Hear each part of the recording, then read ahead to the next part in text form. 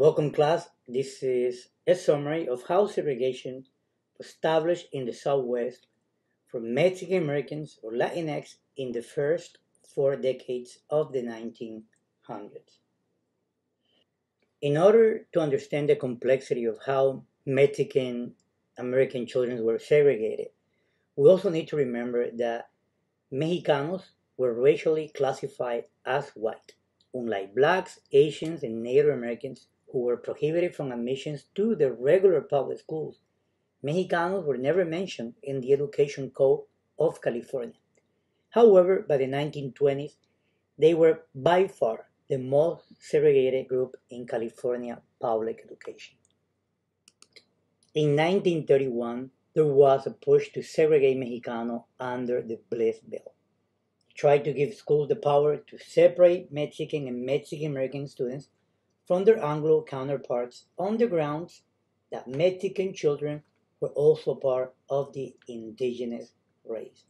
So by having Mexicanos being labeled as indigenous or Native Americans, then they could be legally segregated. There were various forms of de facto segregation of schools that were practiced throughout the southwestern states. Segregation practices mostly took place in California and Texas, and it was less widespread in New Mexico. You're going to hear me using the term de facto and de jure, so I wanted to explain them. De facto means a state of affairs that is true, in fact, but that is not officially sanctioned. Let me explain that part. De facto means that something that is done in practice, but is not really protected by the law.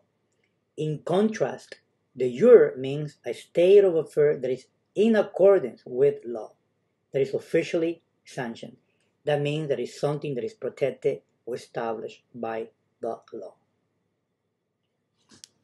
Practice of segregation was visible in all aspects of daily life. Two common examples of segregation were at the movie theaters and the swimming pools in almost every community. Restaurants, they posted signs in their doors reading, "No dogs or Mexicans." At movie theaters, Mexican Americans had to sit in the balcony, not the lower level. Public swimming pools had Mexican mandates, after which the pool was drained and cleaned before Anglo residents would go back to it. The same de facto segregation was widespread in California public schools. By the 1940s, more than 80% of Mexican American students in California went to the so-called Mexican schools, even though no California law mandated such a separation. In the early 1930s, there were two famous court cases: the Independent School District versus Salvatierra in Texas, and the one in the city of Lemon Grove, as you saw in the documentary.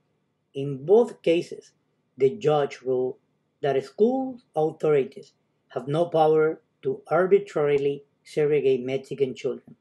However, there was a loophole based on the pedagogical wisdom of educators to separate children with language problems. This became a pattern throughout the Southwest.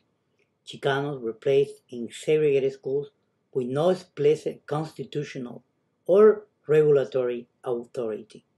Consequently, they fabricated legal remedies for this discrimination using faulty theories.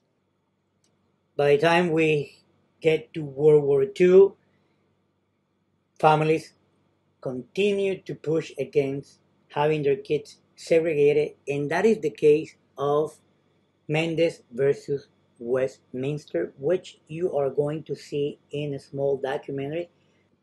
So to give you a sneak preview of this short documentary is that Mendes wants to enroll his kid in a white school, and the school of Westminster tells him, "Hey, sorry, Jose, I mean, his name is Mendes, but you need to go to the Mexican school." It's funny in this story because his sister, who's married to a white man, his kids are light-skinned and they have French last names, they were accepted to that school.